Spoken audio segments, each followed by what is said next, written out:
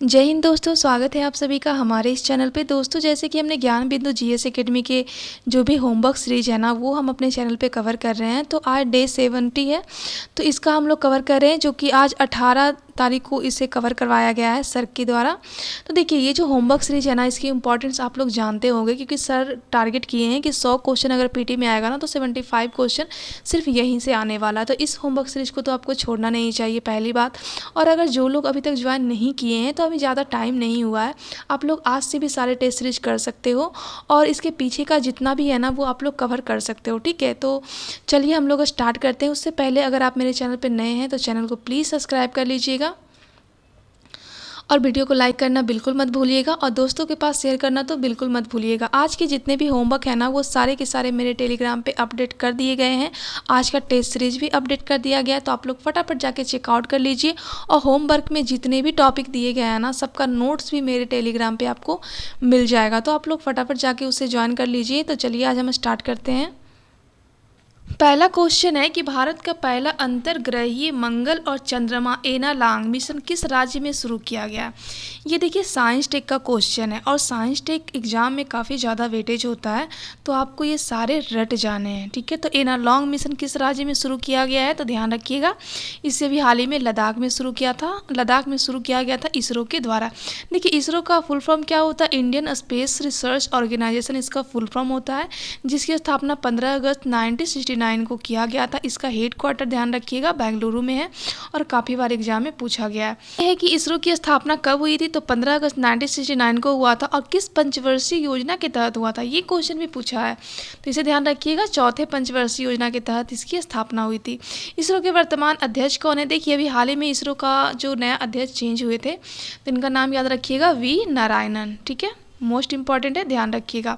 अब देखिए, इसरो से सारे क्वेश्चन तो मैंने बता दिए, लेकिन इसरो का जो लॉन्च व्हीकल है, जहाँ से इसरो अपने मिसाइल को लॉन्च करता है, वो 3 जगह इनका लॉन्चिंग स्टेशन है। तीनों का नाम आपको पता होना चाहिए। पहला कहाँ पे है, बंगलुरु में है, जो कि कर्नाटका में है। दूसरा सतीश धवन केंद्र, ये काफ़ी इंपॉर्टेंट, क्योंकि इसरो ज़्यादातर जो भी रॉकेट होते हैं ना, वो यहीं से लॉन्च करते हैं। ध्यान रखिएगा, सतीश धवन केंद्र श्रीहरिकोटा, आंध्र प्रदेश। ठीक है, तीसरा जो है वो तमिलनाडु का थुथुकुडी, जो कि वर्तमान में न्यू वाला बना है। जितने भी छोटे छोटे रॉकेट होंगे ना, उनको यहीं से लॉन्च किया जाएगा। ठीक है, तो ये भी करंट में था, तो इसे भी ध्यान रखिएगा। नेक्स्ट क्वेश्चन है कि पैलोरिस डॉन मिशन के संदर्भ में कौन सा कथन गलत है। इसको गलत कथन को यहाँ पे छांटने के लिए बोल रहा है। पहला कथन है कि यह दुनिया का पहला निजी अंतरिक्ष मिशन है, ये बिल्कुल सही है। दूसरा कथन कह रहा है कि इसे 10 दिसंबर 2024 को लॉन्च किया गया था, ये भी सही है। तीसरा कथन है कि इस मिशन में 5 अंतरिक्ष यात्रियों ने पहली बार अंतरिक्ष में स्पेस वॉक किया था। देखिए, यहाँ पे 5 नहीं थे, बल्कि यहाँ पे 4 अंतरिक्ष यात्री थे, तो ये इसका गलत हो जाएगा, तो सी इसका राइट आंसर हो जाएगा, ध्यान रखिएगा। तीसरा नंबर क्वेश्चन है कि भारत का पहला मानव युक्त यान, जिसपे मानव जाएंगे, उसका नाम है गगनयान मिशन, इसरो के द्वारा कब लॉन्च किया जाएगा। देखिए, इसरो के द्वारा जो गगनयान मिशन था ना, सबसे पहले तो कहा गया था कि हम लोग 2023 में लॉन्च करेंगे, बट उस टाइम भी नहीं हुआ। उसके बाद उन्होंने 24 बढ़ाया, 25 बढ़ाया, अब लास्टली 26 कर दिया है, तो ये भी ध्यान में रखिएगा, काफ़ी इंपॉर्टेंट है, क्वेश्चन आपसे बनेगा। नेक्स्ट है कि मिशन चंद्रयान 4, देखिए चंद्रयान 1, 2, 3, 4 3 छोड़े गए हैं, और चौथे लॉन्च करने बाकी हैं, तो ये कब लॉन्च किया जाएगा, ध्यान रखिएगा, 2028 में इसको लॉन्च किया जाएगा। नेक्स्ट है कि अंतरिक्ष में भारतीय अंतरिक्ष स्टेशन की स्थापना कब किया जाएगा। देखिए, स्पेस में जो इंडिया का जो स्पेस स्टेशन है ना, उसकी स्थापना 2035 तक किया जाएगा, और ये काफ़ी इंपॉर्टेंट है, सबको ध्यान रखिएगा। नेक्स्ट क्वेश्चन है कि किस देश के वैज्ञानिकों ने धरती के एक और चांद की खोज की है, जिसे मिनी मून नाम दिया। देखिए, धरती का तो, पृथ्वी का तो एक ही चंद्रमा है ना, जो कि सबको पता है, चंदा मामा, लेकिन एक और मून खोजा गया, उसको मिनी मतलब छोटा चांद उसका नाम दिया गया, तो यूएसए के द्वारा किया गया है, और यूएसए की स्पेस एजेंसी का नाम है नासा, ध्यान रखिएगा, नासा, जिसकी स्थापना 1958 में हुआ था। इसको यूएसए की बात करते हैं, यूएसए की एक प्राइवेट एजेंसी है, जिसका नाम है स्पेस एक्स। ठीक है, तो काफ़ी चर्चे में है, ध्यान रखिएगा, कहाँ की है, तो वहीं की है। क्वेश्चन है कि 3D प्रिंटेड इंजन द्वारा संचालित दुनिया का पहला रॉकेट कौन सा है, ध्यान रखिएगा, अग्निबाण, ये 3D प्रिंटेड इंजन द्वारा संचालित दुनिया का पहला रॉकेट है। और 3D प्रिंटेड संचालित दुनिया का जो पहला रॉकेट है उसको कहाँ से और किस अंतरिक्ष एजेंसी के द्वारा छोड़ा गया था, ध्यान रखिएगा, उसे रूस में छोड़ा गया था। और रूस की जो अंतरिक्ष एजेंसी है ना उसका नाम है रोसकॉसमोस, इसका नाम है। अगर बात करते हैं यूरोपीय अंतरिक्ष एजेंसी का नाम क्या है तो ईसा, ठीक है, ये नाम भी ध्यान रखिएगा। वहीं भारत का इसरो, ठीक है, और अमेरिका का क्या है तो याद रखिएगा नासा, ठीक है। ये सारे क्वेश्चन पूछे गए हैं। नेक्स्ट क्वेश्चन है कि इसरो द्वारा मालवा युक्त अंतरिक्ष मिशन का जो लक्ष्य है वो कब तक रखा है। देखिए इसरो बोला है कि स्पेस स्टेशन तो 2035 तक बनाएगा। तो बोला है कि स्पेस में जितने भी मलबा जो हमने फैलाए हैं इतने ज़्यादा सैटेलाइट भेज के उसको मलबा फ्री करेंगे, कब तक तो 2030 तक करेंगे, इनका टारगेट ध्यान रखिएगा। नेक्स्ट है कि मिशन शुक्रयान कब तक भेजने का लक्ष्य रखा गया, ध्यान रखिएगा। शुक्रयान मतलब ये शुक्र का स्टडी करेगा, इसे 2025 तक भेजा जाएगा, काफ़ी इंपॉर्टेंट है, ध्यान रखिएगा। देखिए ये शुक्रयान 2025 तक भेजा जाएगा। वहीं पे अगर मंगलयान की बात करते हैं, मंगलयान जो कि 2019 में भेजा गया था, काफ़ी इंपॉर्टेंट है। यहीं पे देखिए, यहीं पे हम आपको, यहाँ से आपका काफ़ी इंपॉर्टेंट क्वेश्चन बनेगा चंद्रयान, ठीक है। चंद्रमा के लिए चंद्रयान मिशन भेजा गया था। पहला चंद्रयान मिशन कब भेजा गया था, ध्यान रखिएगा, 2008 में भेजा गया था पहला, ठीक है। दूसरा कब भेजा गया था, ध्यान रखिएगा, 2019 में दूसरा भेजा गया था। तीसरा कब भेजा गया था तो 2023 में भेजा गया था। और चौथा कब भेजा जाएगा, ध्यान रखिएगा, 2028 में भेजा जाएगा, ठीक है।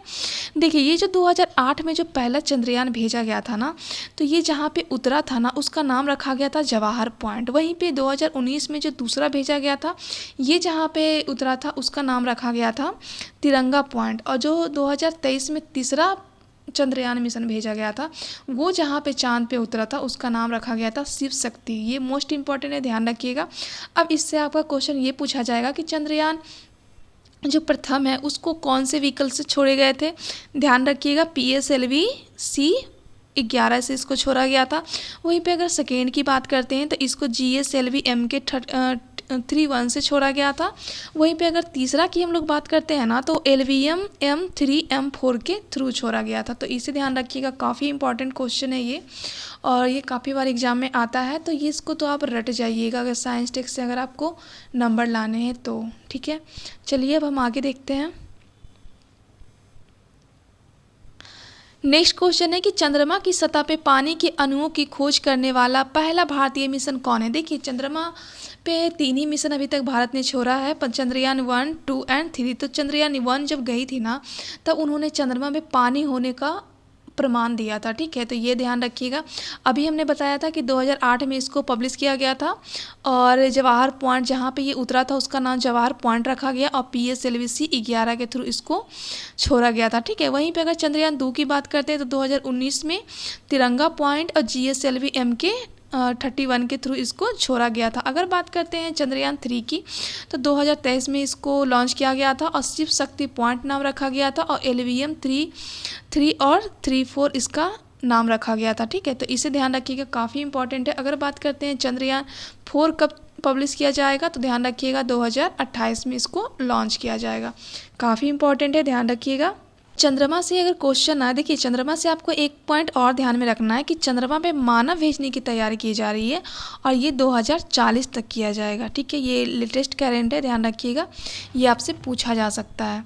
नेक्स्ट क्वेश्चन है कि इसरो के द्वारा आदित्य L1 मिशन को किस रॉकेट से छोड़ा गया था। देखिए अभी हाल ही में आदित्य L1 मिशन रॉकेट छोड़ा गया था जो कि सूर्य के अध्ययन के लिए छोड़ा गया था। भारत के द्वारा पहली बार सूर्य के अध्ययन के लिए कोई रॉकेट छोड़ा गया था तो वो था आदित्य L1 मिशन, ठीक है। इसको PSLV C57 के जरिए इसको छोड़ा गया था, तो ध्यान रखिएगा।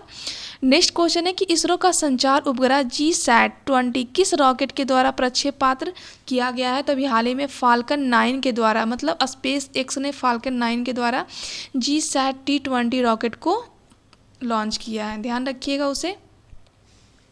नेक्स्ट क्वेश्चन है कि हाइड्रोजन परियोजना का संबंध किस एजेंसी से है। देखिए ये काफ़ी ज़्यादा इम्पॉर्टेंट है कि हाइड्रोजन जो परियोजना है ना ये किस लिए आई थी। सबसे पहले तो ये ध्यान रखिएगा, स्पेस पे जो इंटरनेट की जो कनेक्टिविटी होती है ना उसको बेहतर बनाने के लिए यूरोपीय स्पेस एजेंसी जिसको ESA भी कहते हैं उनके द्वारा हाइड्रोजन परियोजना लाया गया था, तो उसे ध्यान में रखिएगा। नेक्स्ट क्वेश्चन है कि सार्क की बात किया गया कि सार्क का जो पहला शिखर सम्मेलन है वो कब आयोजित किया गया था। ध्यान रखिएगा, सार्क की जो स्थापना हुई थी ना 1985 ढाका में हुई थी और उसी टाइम जो है इसका पहला शिखर सम्मेलन भी होता है। बात करते हैं सार्क में टोटल कितने देश है, तो 8 देश हैं। तो ये 8 देश कौन कौन से हैं आप हमें कमेंट बॉक्स में बताइएगा, क्योंकि मैं इसे आपको ऑलरेडी बता चुकी हूँ पहले टेस्ट में। तो ये आपका होमवर्क है। अगर बात करते हैं सार्क का मुख्यालय कहाँ पे है, तो नेपाल के काठमांडू में। मोस्ट इंपॉर्टेंट है, ध्यान रखिएगा। अब आगे देखते हैं। नेक्स्ट क्वेश्चन है कि अटल सुरंग किस दर्रे में अवस्थित है और ये किन 2 स्थानों को जोड़ती है। देखिए, सबसे पहले तो अटल सुरंग की बात करते हैं। अटल सुरंग को ये पहले रोहतांग सुरंग के नाम से जाना जाता था, जो कि रोहतांग दर्रा में अवस्थित था। ठीक है, ये लेह से लेके मनाली तक को जोड़ती है और इसका 9.02 किलोमीटर जो है इसका एरिया है। ये भी ध्यान रखिएगा, काफ़ी इंपॉर्टेंट है ये।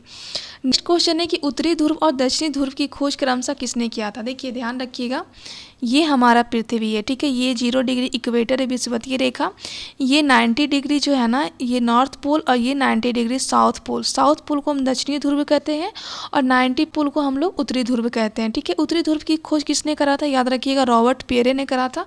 वहीं पे दक्षिणी ध्रुव की जो खोज है ना, वो एडमंड एमुंडन सेन भी कहा जाता है। देखिए, ये जो हमारा जो उत्तरी ध्रुव है ना, ये आर्कटिक सागर यहाँ पे है, याद रखिएगा। और वहीं पे अगर हम दक्षिणी ध्रुव की बात करते हैं तो यहाँ पे क्या है, अंटार्कटिका महासागर है। तो ये फैक्ट भी ध्यान में रखिए, क्वेश्चन आपसे पूछा जा सकता है। नेक्स्ट क्वेश्चन है कि रिंग ऑफ फायर किस महासागर में अवस्थित है। ध्यान रखिएगा, प्रशांत महासागर में ही रिंग ऑफ फायर अवस्थित है। अब देखिए, प्रशांत महासागर से कुछ कुछ फैक्ट आते हैं, जैसे कि ग्रेट प्रवाल भीति जो है किस महासागर में है, तो प्रशांत महासागर में। हवाई द्वीप किस महासागर में है, तो प्रशांत महासागर में है। ठीक है, जापान द्वीप भी प्रशांत महासागर में, कियालू द्वीप भी प्रशांत महासागर में, और मेरियाना ग्रत, विश्व की सबसे गहरी ग्रत जिसको हम मेरियाना ग्रत कहते हैं, वो भी प्रशांत महासागर में। आप इसकी गहराई बताइएगा कि ये कितना गहरा है, काफ़ी बार पूछा गया है। तो आप कितना किलोमीटर गहरा है आप हमें कमेंट बॉक्स में ज़रूर बताइएगा। ठीक है, नेक्स्ट क्वेश्चन है कि भारत के पूर्वी तट पे स्थित भारत का तीसरा परमाणु संयंत्र कौन सा है। देखिए, भारत के पूर्वी तट पे बोला गया है कि पूर्वी तट ये है और इस पे जो है तीसरा परमाणु संयंत्र कौन है, ध्यान रखिएगा, कल्पक्कम परमाणु संयंत्र, जो कि कहाँ पे है, तमिलनाडु में। ध्यान रखिएगा, यहाँ पे देखिए परमाणु संयंत्र के बारे में है। तो चलिए हम लोग सारे परमाणु संयंत्र को एक बार देख लेते हैं। याद रखिएगा, पहला तारापुर परमाणु संयंत्र को ध्यान में रखिएगा, जो कि कहाँ पे है, महाराष्ट्र में है। ठीक है, दूसरा जैतपुरा, वो भी महाराष्ट्र में है। तीसरा रावत भाटा, वो राजस्थान में है। चौथा की बात करते हैं नरौरा, जो कि यूपी में है। पांचवा बात करते हैं कैगा, जो कि कर्नाटका में है। और छठा बात करते हैं हम लोग काकरापारा, जो कि गुजरात में है। और सातवां हम लोग बात करते हैं कुंडलकुलम, जो कि कहाँ पे है, तमिलनाडु में। ध्यान रखिएगा, सबसे पुराना जो है ना, सबसे पहले परमाणु संयंत्र स्थापित किया गया था तारापुर संयंत्र। ठीक है, ये काफ़ी इंपॉर्टेंट है, ध्यान रखिए, यहाँ से क्वेश्चन भी पूछा गया है। अब आगे देखते हैं हम लोग। नेक्स्ट क्वेश्चन है कि सिंधु घाटी सभ्यता का दूसरा सबसे बड़ा नगर कौन सा है और वर्तमान में वह कहाँ पे है। देखिए, सिंधु घाटी सभ्यता की सबसे बड़ी नगर जो है ना, वो मोहनजोदड़ो है, जिसकी खोज 1922 में रखालदास बनर्जी किए थे। यह सिंधु नदी के तट पे है और इसको मृतकों का टीला भी कहा जाता है। सबसे बड़ा स्नानागार भी यहीं पर मिला था। लेकिन दूसरी सबसे बड़ी स्थल कौन सी हो जाएगी, ध्यान रखिएगा, तो ये राखीगढ़ी हो जाएगी, जो कि हरियाणा में। अगर भारतीय संदर्भ में देखा जाएगा कि भारत में सबसे बड़ी सिंधु घाटी सभ्यता की कौन सी स्थल है, तो वो क्या हो जाएगा, राखीगढ़ी हरियाणा में हो जाएगा। अगर सेकेंड स्थान की बात करते हैं, भारत में दूसरी सबसे बड़ी जो सिंधु घाटी सभ्यता का नगर कौन सा है, तो ध्यान में रखिएगा, धौलावीरा हो जाएगा, जो कि गुजरात में। अभी यूनेस्को का जो 40वां धरोहर है ना, उसमें इसको शामिल किया गया था। तो इसे ध्यान रखिएगा, काफ़ी इंपॉर्टेंट है। और सिंधु घाटी सभ्यता से तो हर एग्जाम में क्वेश्चन रहता ही रहता है, तो इस टॉपिक को आप लोग अच्छे तरीके से क्लियर करके जाइएगा। ठीक है, नेक्स्ट क्वेश्चन है कि मानव मस्तिष्क का कौन सा अंगक चलने के, खड़े होने के लिए और संतुलन संबंधी कार्यों का नियंत्रण करती है, तो ध्यान में रखिएगा, सेरिबेलम। ठीक है, नेक्स्ट है कि यमुना की सबसे बड़ी सहायक नदी कौन सी है और यह यमुना में कहाँ से मिलती है। ध्यान रखिएगा, ये जो है ना हमारी क्या है, गंगा नदी है। ठीक है, और ये गंगा नदी हो गई, ये आपकी गंगा नदी हो गई। और इसी गंगा नदी में यमुना नदी यहाँ पे आके मिलती है। यमुना नदी कहाँ पे मिलती है गंगा में? याद रखिएगा प्रयाग में मिलती है, ठीक है। लेकिन यमुना की सहायक नदी पूछा है ना, तो देखिए सबसे पहले तो यहाँ पे चंबल याद रखिएगा, ठीक है। उसके बाद यहाँ पे सिंध याद रखिएगा, यहाँ पे बेतवा याद रखिएगा, और यहाँ पे केन याद रखिएगा, ठीक है। तो यमुना की जो सबसे बड़ी सहायक नदी है ना, वो चंबल नदी है, जो कि यमुना के इटावा के पास मिलती है। ध्यान रखिएगा, इटावा के पास। तो इसका राइट आंसर क्या हो जाएगा? चंबल नदी इटावा के पास। काफ़ी इंपॉर्टेंट है और कई बार एग्जाम में पूछा गया है। नेक्स्ट क्वेश्चन है कि भारत की किस मिट्टी में जल धारण करने की जो क्षमता है वो होती है, जिसमें इसमें काफ़ी समय तक इसमें नमी रहती है। देखिए ऐसी भारत की कौन सी मिट्टी है? सबसे पहले तो भारत की जो मिट्टी भारतीय कृषि अनुसंधान परिषद के द्वारा 8 भागों में बांटा गया था, ठीक है। तो ये 8 भागों में जो 8 मिट्टियाँ हैं ना, उनमें से कौन कौन सी ऐसी मिट्टी है जिनमें जल ग्रहण, वो जल को सोख लेती हैं और काफ़ी टाइम तक वो नमी, उनमें आर्द्रता बना रहता है। ध्यान रखिएगा, काली मिट्टी, कहीं कहीं पे अगर काली मिट्टी ऑप्शन में ना हो तो आपको ध्यान रखना है चिकनी मिट्टी, ठीक है। तो इसे भी ध्यान रखिएगा। क्वेश्चन है कि निम्न में से बागानी फसल के अंतर्गत कौन से फसल सम्मिलित है? देखिए ये बागानी फसल की बात की जा रही है, तो ध्यान रखिएगा इसमें चाय, कॉफ़ी और रबर तीनों के तीनों बागानी फसल है, जबकि दाल बागानी फसल में नहीं आता है। अब बात करते हैं कॉफ़ी की। देखिए कॉफ़ी के लिए भारत में जो प्रसिद्ध है ना सबसे ज़्यादा, वो बाबा बुदन की पहाड़ी प्रसिद्ध है, जो कि कर्नाटका में है, ठीक है। और ये जो कॉफ़ी होता है ना, वो बीज से प्राप्त होता है। जो भी प्लांट होते हैं ना, उनमें जो बीज होता है ना, उससे कॉफ़ी प्राप्त होता है। और ये बीज हर एक 4 साल में, मतलब कि अगर मैंने एक प्लांट अभी लगाया ना, तो 4 साल के बाद ही वो प्लांट क्या देंगी? बीज देंगी। तो इसीलिए कॉफ़ी जो है इंडिया में महंगा है। वहीं पे अगर चाय की बात करते हैं तो चाय क्या होती है? चाय पत्तियों से निकाली जाती है। तो एक साल में एक पेड़ से 2 बार जो है वो पत्तियाँ निकाला जाता है, इसीलिए चाय जो है ना वो सस्ती होती है। बात करते हैं विश्व स्तर पे कॉफ़ी का सबसे ज़्यादा उत्पादन कौन करता है? तो ये ब्राज़ील करता है, ठीक है, ध्यान रखिएगा। और ब्राज़ील का एक सेंटोस पोर्ट है जो काफ़ी ज़्यादा कॉफ़ी के लिए फेमस है, तो उसे भी ध्यान में रखिएगा। यहाँ से भी क्वेश्चन बने हैं। क्वेश्चन है कि भारत को कितने एग्रो क्लाइमेट जोन में बांटा गया है? ध्यान में रखिएगा कि भारत को 15 कृषि जलवायु क्षेत्र में बांटा गया। अगर उसी को हम बिहार के संदर्भ में देखेंगे तो बिहार को 4 जलवायु क्षेत्र में बिहार को बांटा गया है, ठीक है। तो इसे भी ध्यान में रखिएगा। नेक्स्ट क्वेश्चन है कि देश का पहला कृषि विश्वविद्यालय कब और कहाँ स्थापित किया गया था? ध्यान में रखिएगा 1960 में पतन नगर में भारत की पहली कृषि विश्वविद्यालय की स्थापना किया गया था। और ये पतन नगर कहाँ पे है? तो ये उत्तराखंड में। काफ़ी इंपॉर्टेंट है, ध्यान रखिएगा। नेक्स्ट क्वेश्चन है कि फेफड़ा के ऊपर स्थित द्विपर्तीय जो झिल्ली होती है उसको हम लोग क्या कहते हैं? देखिए फेफ्लूरा झिल्ली कहते हैं, ठीक है, इंपॉर्टेंट है, ध्यान रखिएगा। नेक्स्ट क्वेश्चन है कि क्षीर तृष्णा के लिए अमाशय में जो रस स्त्रावित होती हैं उसकी प्रकृति कैसी होती है? देखिए अमाशय में जो रस स्त्रावित होती है, सबसे पहले स्टमक में कौन सा रस स्त्रावित होता है? तो ये जठर रस निकलता है, ठीक है। और ये जठर रस होता है ना, उसमें पेप्सिन होता है और रेनिन होता है। इसके साथ ही साथ अमाशय से HCl भी निकलता है। देखिए जब आप खाना खाते हो ना, तो खाना में क्या होता है, सबसे पहले पाचन जो है ना, खाना में आप लोग कार्बोहाइड्रेट, प्रोटीन और विटामिन सब खाते हो, ठीक है। लेकिन सबसे पहले जो पाचन होता है ना, वो मुख में होता है। और मुख में किसका पाचन होता है? तो कार्बोहाइड्रेट का होता है। तो कार्बोहाइड्रेट के थ्रू जो भी खाना आता है ना, उसमें खाने में जो स्टार्च का गुण अवस्थित होता है ना, उसको ये जो HCl होता है उसको ये एसिड में कन्वर्ट कर देता है। ये एसिड में इसलिए कन्वर्ट कर देता है ताकि ये जो अग्नाशय रस, जो जठर रस निकल रहा है ना, वो इस पे अच्छी तरह से क्रिया कर सके और इसको तोड़े। तो याद रखिएगा जठर रस से 2 प्रकार के एंजाइम निकलते हैं। वैसे तो 3 प्रकार के यहाँ पे बोला गया है, लेकिन जनरली 2 ही ध्यान में रखिएगा। एक पेप्सिन निकलता है और एक रेनिन निकलता है। ध्यान में रखिएगा कि पेप्सिन जो होते हैं ना, वो प्रोटीन को पॉलीपेप्टाइड में कन्वर्ट करते हैं, वहीं पे रेनिन जो होते हैं वो दूध का पाचन करते हैं। काफ़ी इंपॉर्टेंट है, ध्यान रखिएगा। और एक चीज़ आप ये भी ध्यान में रखिएगा, HCl जो निकलता है ना, तो HCl काफ़ी एसिडिक होता है, ठीक है। तो पेट का जो भीतरी पार्ट होता है, स्टमक का जो भीतरी पार्ट होता है ना, वो उसको HCl से रक्षा कौन करता है? ध्यान में रखिएगा, म्यूकस करता है। काफ़ी इंपॉर्टेंट है और कई बार एग्जाम में पूछा गया है। नेक्स्ट क्वेश्चन है कि भारतीय धन के बहिर्गमन की ओर लोगों का ध्यान आकर्षण करने की दिशा में सर्वप्रथम कार्य किसने किया था? देखिए ये जो धन का बहिर्गमन सिद्धांत है, इसमें क्या कहा गया था कि भारत का जो भी धन है, जो भी संपदा है ना वो एक तरफा क्या हो रहा है, इंग्लैंड जा रहा है, ठीक है। और उसके समतुल्य भारत को ना तो कोई भौतिक, ना तो कोई आर्थिक और ना ही कोई सामाजिक कोई भी लाभ नहीं हो रहा है। बस यहाँ से सिर्फ सामान जा रही है, वहाँ से हमें लाभ नहीं हो रही। तो उससे हम क्या करते हैं, धन का बहिर्गमन। इसी को हम लोग ड्रेन थ्योरी भी कहते हैं, इसी को हम लोग उत्सारण सिद्धांत भी कहते हैं। तो सबसे पहले जो इसका उल्लेख है ना वो दादा भाई नौरोजी करते हैं। उन्होंने एक बुक लिखा था इंडिया ड्रेन थ्योरी, ठीक है, उसी में उन्होंने सबसे पहले बताया था। वैसे इनका सबसे पहला जो बुक का उल्लेख है ना वो poverty and un British rule in India, जिसको 1901 में पब्लिश किया गया था, वहाँ पे इसका वर्णन बताया गया है। तो उसे भी ध्यान में रखिएगा। और इनके जो उत्सारण सिद्धांत है ना उनमें कौन कौन बिलीव नहीं करते हैं, ये भी क्वेश्चन आया है, तो ध्यान में रखिएगा। सर सैयद अहमद खां जो है वो इसमें बिलीव नहीं करते हैं, क्योंकि वो मुस्लिम होते हैं और वो अंग्रेज़ों के सपोर्टर होते हैं, तो ये इस चीज़ को नहीं मानते।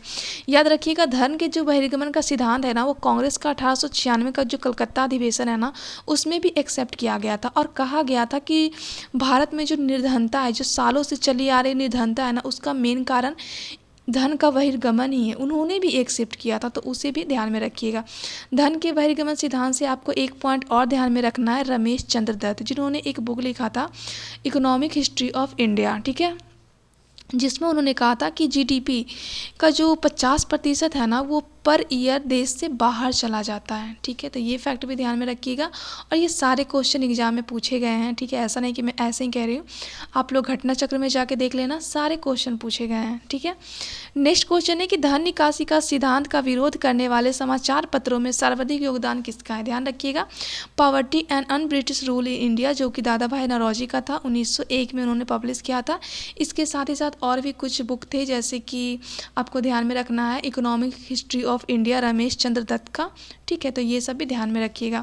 नेक्स्ट क्वेश्चन है कि भारत में नवीनतम 58वां जो टाइगर रिजर्व है वो कौन सा है, ध्यान में रखिएगा। मध्य प्रदेश का जो माधवगढ़ टाइगर रिजर्व है ना वही भारत का 58वां, मतलब टोटल भारत में अभी 58 टाइगर रिजर्व बन गए हैं। बात करते हैं टाइगर की, तो सबसे पहला टाइगर रिजर्व कौन बना था, ध्यान रखिएगा, जिम कार्बोनेट टाइगर रिजर्व बनाया गया था भारत का पहला। और यहीं से 1973 में टाइगर प्रोजेक्ट चलाया गया था कैलाश सांखला के नेतृत्व में, और इंदिरा गांधी इस समय प्रधानमंत्री थी। बात करते हैं भारत में किसे टाइगर स्टेट कहा जाता है, तो ध्यान रखिएगा मध्य प्रदेश को ही कहा जाता है। नेक्स्ट क्वेश्चन है कि भारत में हिमालय की सबसे ऊंची चोटी कौन सी है और इसकी अवस्थिति कहाँ है। देखिए, भारत में जो सबसे ऊंची चोटी है ना वो कंचनजंगा है, अगर भारतीय संदर्भ की बात करते हैं। और ये हमारा जो भारत है ना, यहाँ पे जो सिक्किम है ना, सिक्किम और नेपाल के बॉर्डर पे ये कंचनजंगा है। अगर हम बात करते हैं हिमालय की सबसे बड़ी चोटी कौन है, तो ध्यान रखिएगा माउंट एवरेस्ट हो जाएगा। अगर हम लोग बात करते हैं कि इंडिया की सबसे ऊंची चोटी क्या है, अगर भारतीय संदर्भ में देखा जाए तो याद रखिएगा K2 हो जाएगा, ठीक है, जिसको गॉडगिन आइंस्टीन भी कहते हैं, ठीक है। तो K2 हो जाएगा, उसे ध्यान में रखिएगा, काफ़ी इंपॉर्टेंट है, इसे रट जाइएगा ये सारे क्वेश्चन को। नेक्स्ट क्वेश्चन है कि बनारस हिंदू विश्वविद्यालय का शिलान्यास किस वायसराय के द्वारा किया गया था। देखिए, ध्यान रखिएगा कि 1916 में मदन मोहन मालवीय के द्वारा बनारस हिंदू कॉलेज की स्थापना किया गया था। और इनका जो शिलान्यास है ना वो हार्डिंग द्वितीय के द्वारा किया जाता है। देखिए, जब महात्मा गांधी 9 जनवरी 1915 को भारत आते हैं ना, तो सबसे पहले जो उन्होंने अपना भाषण दिया था ना 1916 में, इसी के उद्घाटन के समारोह में दिया था, बनारस हिंदू कॉलेज के समारोह के उद्घाटन में ही दिया था। ये भी क्वेश्चन आपका पूछा गया है, ठीक है, तो इसे भी ध्यान रखिएगा। नेक्स्ट क्वेश्चन है कि देसी भाषा समाचार अधिनियम कब और किसके द्वारा लागू हुआ है। देखिए, यहाँ पे वर्नाकुलर प्रेस एक्ट की बात किया जा रहा है कि सबसे पहले कब लागू किया गया था, तो 1878 में लॉर्ड लिटन के द्वारा इसको लागू किया गया था, और 1882 में लॉर्ड रिपन के द्वारा इसको समाप्त भी किया गया था। तो इस फैक्ट को भी ध्यान में रखिएगा। नेक्स्ट क्वेश्चन है कि बिलियन में H+ आयन की सांद्रता को बढ़ा देने से बिलियन का जो pH मान है वो क्या हो जाएगा। देखिए, किसी भी बिलियन में अगर हम H आयन जो है उसकी सांद्रता को बढ़ाएंगे ना, तो उसका जो अम्लीय मात्रा होगी ना वो भी कहीं ना कहीं बढ़ जाएगी, इसे भी ध्यान में रखिएगा। नेक्स्ट क्वेश्चन है कि आयंगर फार्मूला के नाम से विख्यात अनुच्छेद संविधान के किस भाग से संबंधित। देखिए, आयंगर जो फार्मूला था ना वो भाषा से संबंधित था, और इसका वर्णन जो है वो भाग 12 में आर्टिकल 343 के 1 के तहत किया गया है, तो इसे ध्यान रखिएगा। नेक्स्ट क्वेश्चन है कि प्रबल अम्ल और प्रबल क्षार को मिलाने से प्राप्त विलयन का मान क्या होता है। देखिए, प्रबल अम्ल और प्रबल क्षार जब भी हम मिलाते हैं ना तो वो उदासीन होता है, और जब भी वो उदासीन होगा तो वो क्या देगा, पहला वो नमक देगा, ठीक है, और दूसरा वो जल देगा। जैसे कि इसका आप एक एग्जाम्पल देख लीजिए। परवल अम्ल की बात किया जा रहा है ना, तो हम लोग यहाँ पे HCl ले लेते हैं, और परवल क्षार की बात किया जाए, क्षार मतलब NaOH, सोडियम हाइड्रोक्साइड हमने ले लिया। अब जब हमने इसका रिएक्शन कराया ना, तो सबसे पहले ये क्या बना, देखिए NaCl बनता है, और H जो है ना वो जल बन जाता है। तो ध्यान में रखिएगा, जब भी प्रबल अम्ल और प्रबल क्षार को हम मिलाएंगे तो वो उदासीनीकरण हो जाएगा। अगर उदासीनीकरण क्वेश्चन में ना हो तो ध्यान में रखिएगा, वो नमक और H2O बन जाता है, मतलब जल बन जाता है, ठीक है, काफ़ी इंपॉर्टेंट है, ध्यान रखिएगा। नेक्स्ट क्वेश्चन है कि भारत की राजभाषा हिंदी होगी और इसकी लिपि देवनागरी होगी, इसका उल्लेख संविधान के किस अनुच्छेद में है। ध्यान रखिएगा, आर्टिकल 343 के 1 के तहत कहा गया कि भारत की जो राजभाषा है ना वो हिंदी होगी और लिपि देवनागरी होगी।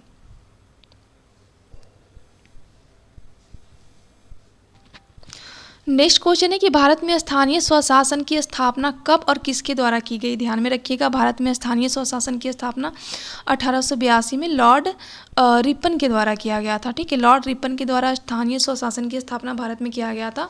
और 1882 में ही लॉर्ड रिपन ने क्या किया था, आपको पता होगा, उन्होंने वर्नाकुलर प्रेस एक्ट को बंद किया था, ठीक है। नेक्स्ट क्वेश्चन है कि भारत की पूर्णकालिक महिला वित्त मंत्री कौन बनी है। तो याद रखिए, निर्मला सीतारमण जी बनी है। नेक्स्ट है कि भारत की पहला जो पेपरलेस बजट था वो कब और किसके द्वारा पेश किया गया था। ध्यान रखिएगा, 2021 में निर्मला सीतारमण के द्वारा पहली बार जो बजट था ना वो पेपरलेस, पेपर पे नहीं, डिजिटल पेश किया गया था, तो उसे ध्यान में रखिएगा। नेक्स्ट क्वेश्चन है कि भारत के ऐसे 4 वित्त मंत्री का नाम बताइए जो बाद में प्रधानमंत्री भी बने। मतलब ऐसे कौन कौन से वित्त मंत्री थे जो आगे चल के प्रधानमंत्री बने। तो ध्यान में रखिएगा, इंदिरा गांधी, मोरारजी देसाई, चौधरी चरण सिंह और मदन मोहन मालवीय। ये क्वेश्चन पूछा गया है, तो इसको आप रट जाइएगा। नेक्स्ट क्वेश्चन है कि पिछले वर्ष का जो वित्तीय विवरण होता है, जिसको हम लोग आर्थिक सर्वेक्षण कहते हैं, वो बजट से कितने दिन पूर्व इसको जो है पेश किया जाता है। ध्यान रखिएगा, 1 दिन पहले। जैसे कि आज बजट पेश किया जाएगा तो आज से कल, मतलब कल क्या हो जाएगा, जैसे कि आज बजट पेश करना है तो उसके 1 दिन पहले क्या हमने पेश कर दिया, इकोनॉमिक सर्वे पेश कर दिया। इकोनॉमिक सर्वे में 1 साल में आपने कौन कौन सी आर्थिक गतिविधियाँ की और जो क्या क्या पॉजिटिव पॉइंट है, क्या क्या निगेटिव पॉइंट है, ये सब को इकोनॉमिक सर्वे में दर्शाया जाता है और उसके कल होके बजट पेश किया जाता है। देखिए, 1 दिन पूर्व अभी किया जा रहा था, 1964 से पूर्व तक जो है ना बजट और जो इकोनॉमिक सर्वे था ना वो एक साथ पेश किया जाता था, लेकिन 1964 के बाद इसको अलग कर दिया गया और बजट को उसके 1 दिन के बाद पब्लिश किया गया, तो उसे भी ध्यान रखिएगा। नेक्स्ट क्वेश्चन है कि पहला शून्य आधारित बजट किस प्रधानमंत्री के कार्यकाल में पेश किया गया था। ध्यान रखिएगा, 1987 राजीव गांधी के टाइम में सबसे पहले जो है वो शून्य बजट पेश किया गया था, ठीक है। नेक्स्ट है कि भारत में किस वर्ष खुली अर्थव्यवस्था को अपनाया गया था। यहीं से भारत में व्यापार की नई दौर शुरू हुई थी। ध्यान रखिएगा, 1991 में एक मॉडल आया था, LPG मॉडल, ठीक है। यहीं पे भारत में खुली अर्थव्यवस्था को अपनाया गया था और ये जो मॉडल था इसमें LPG कहने का मतलब क्या है, उदारीकरण, P से प्राइवेट निजीकरण और G से ग्लोबलाइजेशन, बोले तो वैश्वीकरण, ये मॉडल आधारित किया गया। इस समय प्रधानमंत्री कौन थे, ध्यान रखिएगा, PV नरसिम्हा जी थे। और वहीं पे ये जो मॉडल पेश किया गया था तो उस समय जो वित्त मंत्री जो पेश करते थे वो मनमोहन सिंह थे। तो इनका नाम भी ध्यान में रखिए, काफ़ी बार एग्जाम में पूछा गया है, ठीक है। नेक्स्ट क्वेश्चन है कि UNDP के द्वारा मानव विकास सूचकांक को कब विकसित किया गया और मानव विकास सूचकांक में भारत का स्थान कितवें नंबर का है। देखिए, ये काफ़ी इंपॉर्टेंट क्वेश्चन है कि UNDP में जो मानव विकास सूचकांक है ना, सबसे पहले तो याद रखिएगा 1990 में इसको स्टार्ट किया गया था। इसको हम लोग HDI इंडेक्स भी कहते हैं, जो कि 2024 में भारत का स्थान 193 देशों में 134वें स्थान पे है। तो मैंने आपको 2024 का डाटा दिया है, लेटेस्ट वाला, तो इसे आप लोग रट जाइएगा, क्योंकि क्वेश्चन आएगा तो ऑब्वियसली 2024 से उठाएगा या फिर 2023 से उठाएगा, लेकिन अभी जो आपका एग्जाम है ना दरोगा का, वो आपका 24 से ही क्वेश्चन उठाने की संभावना है। तो याद रखिएगा 134, ठीक है। अब बात करते हैं कि ये जो HDI होता है वो उनके 3 आधार होते हैं। ये आधार भी एग्जाम में पूछा गया है। पहला आधार इनका क्या होता है, प्रति व्यक्ति आय होता है। दूसरा आधार इनका शिक्षा होता है और तीसरा आधार इनका जीवन प्रत्याशा या फिर स्वास्थ्य होता है। तो तीनों का तीनों आप ध्यान रखिएगा। नेक्स्ट क्वेश्चन है कि नाबार्ड की स्थापना कब और किस अधिनियम के तहत की गई। देखिए मोस्ट इंपॉर्टेंट है कि नाबार्ड की स्थापना किस अधिनियम के तहत किया गया है। ध्यान रखिएगा, राष्ट्रीय कृषि एवं ग्रामीण विकास अधिनियम 1981 के द्वारा नाबार्ड की स्थापना 12 जुलाई 1982 को किया गया। नाबार्ड का मुख्यालय कहाँ पे है, ध्यान रखिएगा, इसका मुख्यालय मुंबई में है। इसका फुल फॉर्म भी आपसे क्वेश्चन में पूछा जाता है, तो उसका फुल फॉर्म भी आपको ध्यान में रखना है कि national bank for agriculture and rural development इसका फुल फॉर्म है, तो इसका फुल फॉर्म भी ध्यान में रखिएगा। नेक्स्ट क्वेश्चन है कि भारत सरकार के द्वारा जो टैक्स होता है से प्राप्त आय किस प्रकार का जो आय है वो है, तो ध्यान रखिएगा ये राजस्व आय है। ठीक है। नेक्स्ट है कि प्रकाश संश्लेषण की विधि में गैसों का जो CO2 और O2 का जो आदान प्रदान होता है वो किस अंग से होता है। देखिए प्रकाश जब संश्लेषण होता है ना, तो इसमें सबसे महत्वपूर्ण भूमिका कौन निभाती है, पत्तियां निभाती है। पत्तियों में छोटे छोटे जो होते हैं ना वो रंध्र होते हैं जिनको स्ट्रोमाटा कहा जाता है। यहीं से CO2 आता है और जब खाना बनता है ना तो O2 यहीं से विमुक्त भी हो जाता है। ठीक है, तो इसे ध्यान में रखिएगा, रंध्रों से, स्ट्रोमाटा से। नेक्स्ट क्वेश्चन है कि हरे पादपों में जो क्लोरोफिल होता है उसके बनने के लिए कौन सा तत्व अनिवार्य है, तो ध्यान रखिएगा मैग्नीशियम अनिवार्य तत्व है क्लोरोफिल के लिए। नेक्स्ट क्वेश्चन है कि प्रकाश संश्लेषण के द्वारा पौधे कार्बोहाइड्रेट का संश्लेषण करते हैं या कार्बोहाइड्रेट किससे मिलके बना होता है, ध्यान रखिएगा कार्बोहाइड्रेट जो है वो कार्बन, हाइड्रोजन और ऑक्सीजन से मिलके बना होता है। देखिए प्रकाश संश्लेषण से आपको ध्यान में रखना है, सबसे पहले तो इसे क्या चीज़ की नीड होती है प्रकाश संश्लेषण के लिए, कार्बन डाइऑक्साइड की। ठीक है, उसके बाद यहाँ पे जल की आवश्यकता होती है। उसके बाद ये सनलाइट और ये जो क्लोरोफिल है ना इसकी उपस्थिति में ये क्या बनाते हैं, तो सबसे पहले तो ये ग्लूकोज बनाते हैं। ठीक है, जिसको हम लोग कार्बोहाइड्रेट भी कहते हैं। उसके बाद यहाँ पे जल बनाते हैं और अंतिम जो उत्पाद होता है ना वो ऑक्सीजन बनाते हैं। आपसे क्वेश्चन में ये भी पूछा गया है कि जब प्रकाश संश्लेषण होता है तो उसमें प्राथमिक उत्पाद कौन होता है, ध्यान रखिएगा कार्बोहाइड्रेट या फिर ग्लूकोज होता है। प्रकाश संश्लेषण के दौरान अंतिम उत्पाद कौन होता है, तो ऑक्सीजन होता है। ठीक है, ये क्वेश्चन आपका पूछा गया है। नेक्स्ट क्वेश्चन है कि निम्नलिखित कथनों पे विचार कीजिए। देखिए पहला कथन कह रहा है कि भोजन का पाचन मुख गुहा से शुरू होता है। जी हाँ, जब हम भोजन का पाचन की बात करते हैं तो सबसे पहले जो वक्कल कैविटी होती है ना वो कार्बोहाइड्रेट का पाचन मुख में ही हो जाता है। ठीक है, तो इस हिसाब से ए तो बिल्कुल सही है। दूसरा कहा गया कि सर्वप्रथम भोजन का जो कार्बोहाइड्रेट अवयव का पाचन होता है। जी हाँ, बिल्कुल सही। तो यहाँ पे 1 और 2 दोनों सही हो जाएगा। नेक्स्ट क्वेश्चन है कि जीव के अग्रभाग में कौन से स्वाद ग्रहण करने की स्वाद कलिका होती है, ध्यान रखिएगा ये आपका जीभ हो गया और ये जो आगे वाला भाग होता है ना इससे मीठा का हमें अनुमान लगता है। ठीक है, यहाँ की बात करते हैं तो यहाँ से हमें किनारे में हमको नमकीन का स्वाद पता चलता है और ये जो है ना वो कड़वा और तीखा जो है वो यहाँ से पता चलती है। ठीक है, सबसे पीछे से। अगर बीज की बात करते हैं ना तो बीज का जो जीव का जो बीज का हिस्सा होता है ना वो स्वादहीन होता है, तो इसे भी ध्यान में रखिएगा, काफ़ी इंपॉर्टेंट है ये। नेक्स्ट क्वेश्चन है कि अमाशय की जो जठर रस होती है उससे स्त्रावित होने वाली जो जठर रस है वो कौन कौन सी है, ध्यान रखिएगा पेप्सिन और रेनिन।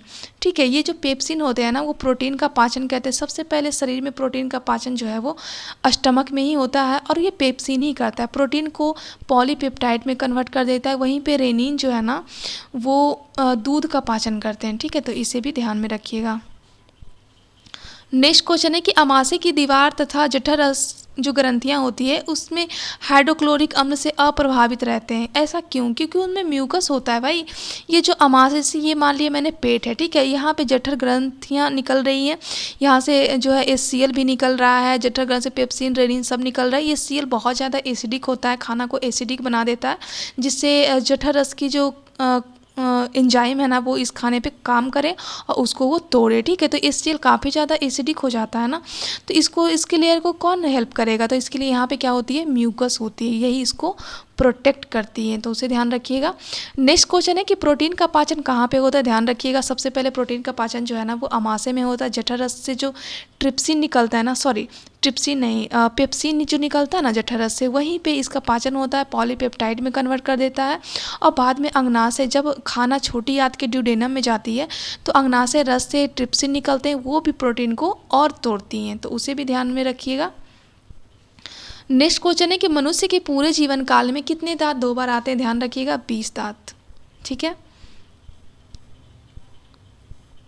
यहाँ पे कुछ कथन है। तो पहला कथन है कि मनुष्य में भोजन का पाचन मुख गुहा से शुरू होता है। बिल्कुल हाँ, कार्बोहाइड्रेट का पाचन मुख वक्कल कैविटी से ही होती है। दूसरा है कि भोजन का पाचन की क्रिया छोटी आंत में पूर्ण होती है। जी हाँ, देखिए जब छोटी आंत में जब खाना आती है ना तो उनका पूर्ण पाचन हो जाता है, क्योंकि छोटी आंत में भी एक आंतरीय रस निकलती है। वो जितना जो भी थोड़ा बहुत बचा खुचा होता है ना कार्बोहाइड्रेट प्रोटीन वसा का, वो पूर्ण पाचन कर देती है। और पाचन ही नहीं करती बल्कि छोटी आंत में ही एक उंगली नुमा रंध्र पाया जाता है। ठीक है, उसको क्या कहा जाता है आप हमें कमेंट बॉक्स में बताइएगा। वो जो होती है ना, वो ब्लड की जो वेजल्स होती है ना, उससे वो कनेक्टेड होती हैं। ठीक है, तो ये जो खाना होता है ना, वो उंगली नुमा के थ्रू क्या होता है, ये खाना नहीं जाता बल्कि इसमें जितने भी मिनरल्स होते हैं, विटामिन होते हैं, जितने भी होते हैं, उसका अवशोषण कर दिया जाता है वो वही उंगली नुमा संरचना के थ्रू। और ये रुधिर जो है वो उसको लेकर चली जाती है और पूरे शरीर में उसका संचरण करती हैं।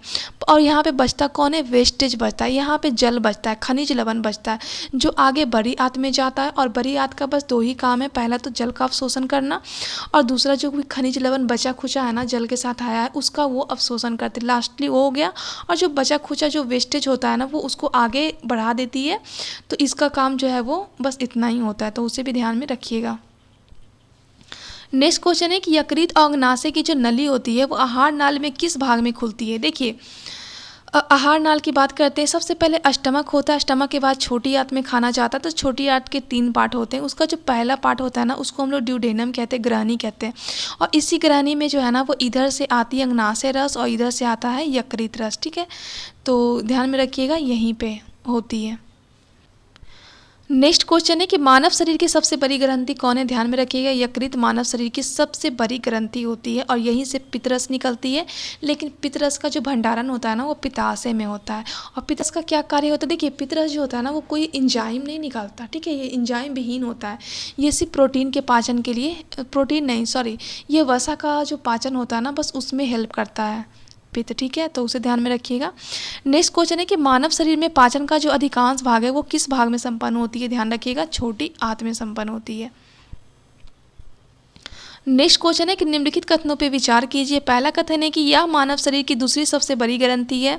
ठीक है, दूसरा है कि इसका रस एक विशेष प्रकार की कोशिकाओं से स्रावित होता है तथा ये क्षारीय होता है। ठीक है, इसके रस को पूर्ण पाचक रस भी कहा जाता है। देखिए इसको हम लोग अग्नाशय कहते हैं। ठीक है, तो इसे पूर्ण पाचक रस कहते हैं क्योंकि यहाँ पे ऐसे रस निकलते हैं ना जो कार्बोहाइड्रेट प्रोटीन और वसा तीनों को पचा देते हैं। इसीलिए अग्नाशय को हम लोग पूर्ण पाचक रस भी कहते हैं, अग्नाशयी रस को। ठीक है, तो उसे ध्यान में रखिएगा। नेक्स्ट क्वेश्चन है कि कौन से हार्मोन पित्ताशय को पित्त निकालने के लिए उत्तेजित करते हैं, उनको काफ़ी ज़्यादा जो है ना वो उनको उकसाती है ताकि आप पित्त रस को निकालो। ठीक है, तो इसका नाम ध्यान में रखिएगा, कोलेसिस्टोकिनिन। नेक्स्ट है कि छोटी आंत में भोजन का जो पूर्ण पाचन होता है उसके बाद क्या कहलाता है भोजन, तो ध्यान रखिएगा उसको काइम कहते हैं। ठीक है, नेक्स्ट क्वेश्चन है कि रेडियो सक्रियता जो विखंडन में सबसे पहले कौन सी किरणें निकलती हैं। ध्यान रखिएगा सबसे पहले अल्फा निकलती हैं, फिर बीटा निकलती है, उसके बाद फिर गामा निकलती है। अल्फा किरणें धनावेशित होती है, बिल्कुल सही है। बीटा किरणें ऋणावेशित होती है, बिल्कुल सही है। और गामा जो किरणें होती है ना उनमें कोई आवेश ही नहीं होता है। तो इसका राइट आंसर क्या हो जाएगा, तीनों का तीनों सही हो जाएगा। नेक्स्ट क्वेश्चन है कि निम्नलिखित कथनों पे विचार कीजिए। पहला कथन कह रहा है कि रेडियो सक्रियता की खोज सर्वप्रथम हेनरी बैकरवेल ने करा था, बिल्कुल सही है। दूसरा है कि रेडियो सक्रियता शब्द का प्रथम सबसे पहली बार मैडम क्यूरी ने करा था। देखिए मैडम क्यूरी ने तो करा था, इनके साथ ही साथ इनके हस्बैंड थे मैडम पियरे। ठीक है, उन्होंने भी इनका इस वर्ड का यूज किया था, तो इनका ये भी ध्यान में रखिएगा। नेक्स्ट क्वेश्चन है कि बड़े नाभिक का टूट के छोटे छोटे नाभिक में बदलने की अभिक्रिया को क्या कहते हैं। देखिए कोई बड़ा नाभिक है, ठीक है, ये 2 भागों में या फिर कई भागों में टूट जाता है, उसको हम लोग क्या कहते हैं, नाभिकीय विखंडन। नाभिकीय विखंडन में क्या होता है, एक बड़ा नाभिक टूटता है, वहीं पे नाभिकीय संलयन की बात करते हैं तो बहुत छोटे छोटे नाभिक जो है ना सब मिलकर एक बड़े बनते हैं, उसको हम लोग क्या कहते हैं, नाभिकीय संलयन करते हैं। दूसरा क्वेश्चन है कि हाइड्रोजन बम किस सिद्धांत पर आधारित है। ध्यान रखिएगा नाभिकीय संलयन पे जो है ये आधारित है। वहीं पे अगर परमाणु बम की बात किया जाएगा तो वो नाभिकीय विखंडन पे आधारित है। नेक्स्ट क्वेश्चन है कि नाभिकीय रिएक्टर में मंदक के रूप में किसका यूज किया जाता है। ध्यान में रखिए भारी जल जिसको हम लोग D2O भी कहते हैं, इसका यूज जो है ना एज अ मंदक के रूप में नाभिकीय रिएक्टर में किया जाता है। नेक्स्ट क्वेश्चन है, निम्नलिखित कथनों पे विचार कीजिए और सही कथन को बताइए। पहला कह रहा है कि परमाणु बम जो है वो नाभिकीय संलयन पे आधारित है। जी नहीं, परमाणु बम जो है ना वो नाभिकीय विखंडन पे आधारित है। हाइड्रोजन बम नाभिकीय विखंडन पे, जी नहीं, हाइड्रोजन बम जो है ना वो नाभिकीय संलयन पे, मतलब एक दूसरे के ये अपोजिट है, तो यहाँ पे कोई भी सही नहीं है। नेक्स्ट क्वेश्चन है कि एक जेट इंजन की किस सिद्धांत पे कार्य करता है। ध्यान रखिएगा, रेखीय संवेग के संरचना के सिद्धांत पे एक जेट इंजन कार्य करता है। नेक्स्ट है कि वितीय गति करते हुए पिंड की चाल पथ की जो त्रिज्या होती है ना उसकी दुगनी कर देने पे अभिकेंद्रीय बल का प्रभाव क्या होगा। देखिए, अभिकेंद्रीय बल जैसे कि हमने कोई गोल्स जो यहाँ पे किया है, अभिकेंद्रीय बल जो होता है ना वो अंदर की ओर कार्य करता है, अपकेंद्रीय बल क्या होता है, ये बाहर की ओर कार्य करता है। इतना तो आपको पता होगा। तो इसका राइट आंसर क्या हो जाएगा कि इस परिस्थिति में जो है ना वो अगर हमने चाल को और पथ की त्रिज्या को दुगना करा तो अभिकेंद्रीय बल भी क्या हो जाएगा, दुगना हो जाएगा। नेक्स्ट क्वेश्चन है कि पृथ्वी सूर्य के चारों ओर चंद्रमा पृथ्वी के चारों ओर घूमता है, तो ये किस कारण संभव हो पाता है। ध्यान रखिएगा, ये गुरुत्वाकर्षण के कारण संभव हो पाता है। अगर किसी ऑप्शन में आपका गुरुत्वाकर्षण ना हो तो अभिकेंद्रीय बल होगा, क्योंकि जब कोई भी चीज़ जब घूमती है ना तो वो गुरुत्वाकर्षण के कारण ही घूमती हैं, ठीक है, और वो अपने केंद्र की ओर अंदर खींचती हैं, तो ये अभिकेंद्रीय बल भी हो जाएगा। तो आपको दोनों फैक्ट ध्यान में रखना है, क्योंकि ऑप्शन में पता नहीं क्या हो, ठीक है। नेक्स्ट क्वेश्चन है कि जब दूध को प्रबल ढंग से मथा जाता है तो उसमें क्रीम निकलता है, किसके कारण, तो ये अपकेंद्रीय बल के कारण ऐसा होता है। देखिए, अपकेंद्रीय बल के कारण दूध वाला जो है वो चलता है। अपकेंद्रीय बल के कारण ही जो आप घरों में जो कपड़े खींचने वाली जो मशीन है ना वो भी इसी बल के कारण चलता है, तो उसे भी ध्यान में रखिएगा। नेक्स्ट क्वेश्चन है कि मीथेन निम्नलिखित में से किस गैसों में पाए जाते हैं। ध्यान रखिएगा, बायोगैस में पाया जाता है और ये सीएनजी में पाया जाता है। तो इसका राइट आंसर क्या हो जाएगा, 1 और 3 दोनों हो जाएगा। नेक्स्ट क्वेश्चन है कि जाइलम एवं फ्लोएम के संदर्भ में निम्नलिखित कथनों पर विचार कीजिए। पहला कथन कह रहा है कि जाइलम पानी और खनिज लवण का संवहन करता है, बिल्कुल सही है। दूसरा कह रहा है कि फ्लोएम पत्तियों से भोजन और पौधे का विभिन्न भागों में पहुंचाता है, बिल्कुल सही है। तीसरा कह रहा है कि जाइलम एवं फ्लोएम के विपरीत पदार्थों को कोशिकाओं की दोनों दिशाओं में गति करती है। देखिए, बिल्कुल सही। जाइलम जो होता है ना वो प्लांट में जड़ों से खनिज और जो खनिज लवण होते हैं, जो जल होते हैं, उसको प्लांट में लेके जाता है, तना होते हुए, शाखाएं होते हुए पत्तियों तक लेके जाता है, और प्रकाश संश्लेषण के द्वारा जो पत्ती में खाना बनता है ना वो फिर पूरा शरीर में फ्लोएम जो है ना वो फ्लो करता है, इधर भी लेके जाता है, इधर भी लेके जाता है, ठीक है। तो ये दोनों दिशा में काम करता है, फिर ये ऊपर भी जाता है, लेकिन जाइलम क्या करता है, सिर्फ एक ही दिशा में जाता है, फिर ये नीचे नहीं आता है, ठीक है। तो इसका राइट आंसर क्या हो जाएगा, सत्य पूछा है, तो ये आंसर हो जाएगा। नेक्स्ट क्वेश्चन है, निम्नलिखित में से कौन सी धातुएं या फिर धातु खुले वातावरण में रखने पे जलने लग जाती है। ध्यान रखिएगा, पोटेशियम और सोडियम को अगर आप खुले में छोड़ोगे ना तो उसमें आग लग जाएगा, ठीक है। नेक्स्ट क्वेश्चन है कि निम्नलिखित में से प्रकाश संश्लेषण के लिए क्या आवश्यक है। तो देखिए, प्रकाश संश्लेषण के लिए सबसे पहले हमको कार्बन डाइऑक्साइड चाहिए, हमको जल चाहिए, उसके बाद फिर हमको क्लोरोफिल चाहिए, हमको लाइट चाहिए, ठीक है। उसके बाद फिर यहाँ पे क्या बनेगा, यहाँ पे आपको ग्लूकोज बनेगा, आपका जल बनेगा, और यहाँ पे आपको ऑक्सीजन बनेगा। तो ये सभी की नीड हमें प्रकाश संश्लेषण में होती है। अब यहाँ पे हमने आपका 75 क्वेश्चन कवर करवा दिया है। तो अगर आपको मेरा ये वीडियो पसंद आता है तो प्लीज़ चैनल को सपोर्ट कीजिएगा, ताकि ज़्यादा से ज़्यादा मोटिवेशन मिल सके और ऐसे ही टेस्ट सीरीज को कवर करा सकूँ। तो प्लीज़ सपोर्ट कीजिएगा आप लोग। और इसके सारे होमवर्क जो है ना आज का मैंने टेलीग्राम पर अपडेट कर दिया है, तो आप लोग फटाफट जाकर टेलीग्राम को चेकआउट कर लेना। तो चलिए, मिलते हैं हम लोग नेक्स्ट वीडियो में।